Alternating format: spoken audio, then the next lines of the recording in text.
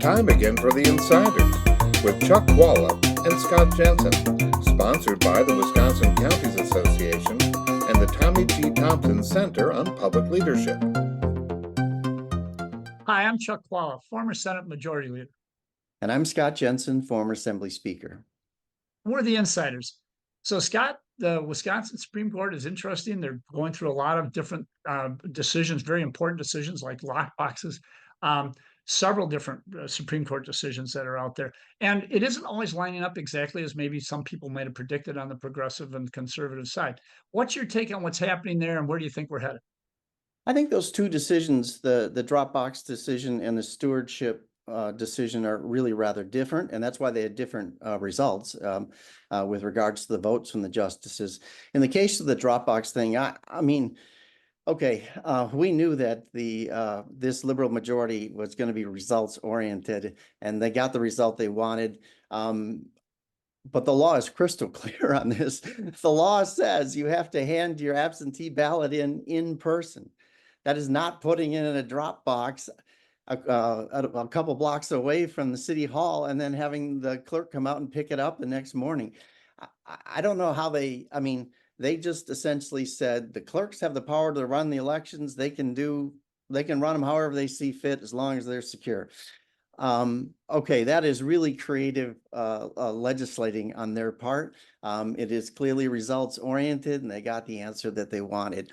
But the stewardship decision is a different decision. It was 6-1, which automatically makes it different. And the reason that the four liberals were able to get two conservatives to join them in it is it's a separation of powers question, right? I mean, that's essentially what this case was about. What the issue was that the legislature's budget committee, which you and I both served on, is the most powerful budget committee in the nation. It has had the power to do all sorts of things for more than 100 years now. And for decades, that committee has exercised the power to withhold funds that have already been appropriated and signed into law by the governor. They've been able to reach out and withhold those funds in order, they've been able to hold them back, right? They don't get spent. More recently, the Republicans have used that as leverage with the executive branch to try to get the executive branch to do other things in exchange for them releasing the funding that had already been approved and been signed into law. The court said that the legislature was invading the powers of the executive branch, that the legislature has the power to appropriate. The executive branch then takes that funds, and they have the power to execute those programs. And the legislature can't reach back in and hold the money back and try to negotiate again with the executive branch. I think that's essentially a conservative argument. It's one based on the Constitution and the separation of powers. And the two conservatives were willing to join the liberals in that, but making the point that this holds true for other questions too. There are questions where the executive branch is exercising the powers of the legislative branch, and we hope you remember that when those cases come up. I don't think the liberals are going to remember that, but in this case, we did have an unusual and important case where it was 6-1, and I think that's because there was a overlapping of interests between the liberals who wanted to back the governor and his powers and the conservatives who were interested in clearly defining a separation of powers between the branches. You and I participated in these sort of votes when we were on the Joint Finance Committee. Well, I would agree with much of Scott's analysis, except I do believe that both the liberal and the conservative justices saw this as a separation of powers issue. And I think that, the reality is that the legislature was way overstepping their bounds. And that is coming from a man who has been on occasions called a legislative supremacist. I would like to think that we could have more control, but frankly, at the end of the day, there just should not be a way that the legislature can reach back and stop these appropriations from being administered by the executive branch, which is their essential function. And Scott gave you a good analysis on that. With regard to the lock boxes, I would look at this differently even as an attorney. Saying that the individual must drop it off just means that they can't have their dog just drag it over and dump it someplace. The difference here, and the reason that Republicans fight so hard on this issue, is that of course it doesn't matter when you're in the small town of 1,000 people and City Hall is no more than a few blocks at most, maybe 400 yards from where you are. But in a big city, to have someone who lives on the far west side of Madison have to come downtown and drop it off at the clerk's thing, tell you what, when families have their kids and a lot of things to do, they just don't have time. This is nothing but a voter suppression issue. That's what it is for Republicans. Let's be clear, because we can all see that lock boxes have actually been proven to be some of the most secure ways to have people vote. It's the right thing to do. We want to make voting as easy as possible. And I think it comports with what the statute is. And that's where the court came down. And the only difference between the decision before and this one is whether or not the progressives or the conservatives had the majority. I think that's pretty straightforward. Because we're spending so much time on these issues, and we could spend more on this, other than the bottom line is lock boxes are good for voting and having more turnout, which I don't think we should be against, and the statute doesn't prohibit it. We still have one more issue that I think you want to address and we should address, and that's the abortion decision. Scott, give me your thoughts on that, or what they're going to be doing on abortion. Yeah, so I mean, I don't think there's a surprise that the Wisconsin Supreme Court is agreed that they're going to take up the question about whether or not the law from 1849 about abortion is constitutional. The question is, how far will they go with that decision? I mean, that was telegraphed in the last elections, right? I mean, Janet Protasewicz essentially ran on the right to choice. She won. And so of course, the court majority is going to take that case up.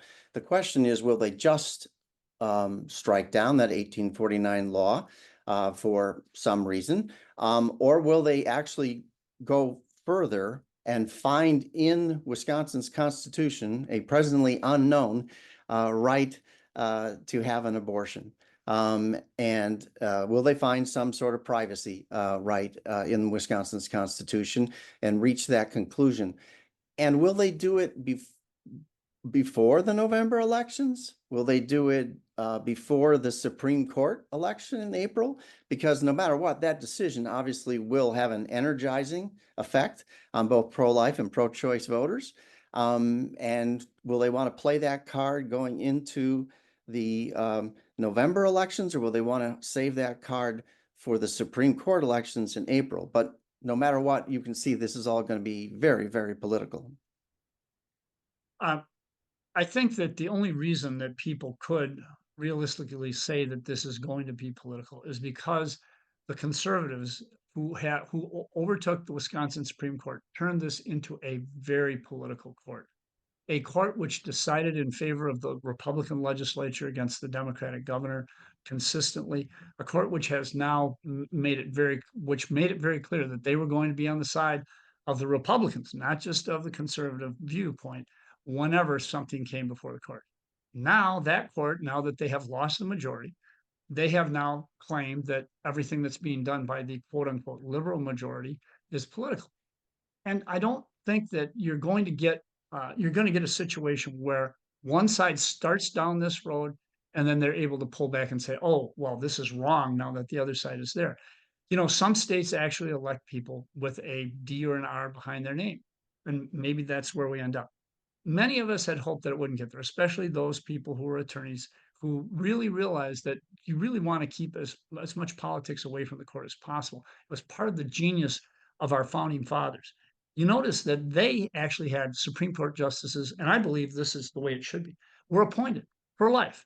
I don't think it should be life, but I think maybe age 75 or whatever.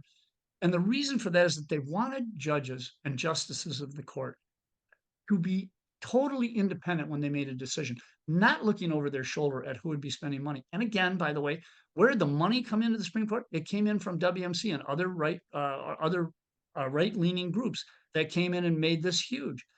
So I think the problem that we're running into is something that we should address. Other members of the Supreme Court in the past opposed having any appointment as opposed to election. I think that's what we should be looking at if we really want to get away from it. Now, I know I'm going far down the road, but the bottom line, I think it's entirely possible that this court could find that our Constitution expects a certain privacy right that it's there.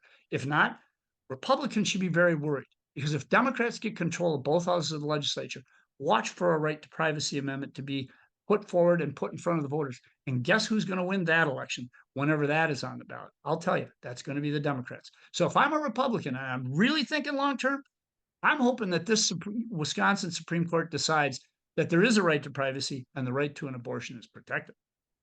So I'm a Republican, and right now I'm thinking pretty short term. And I'd like to make 2 points. One, elections matter, and the Supreme Court decisions clearly show that again, elections matter.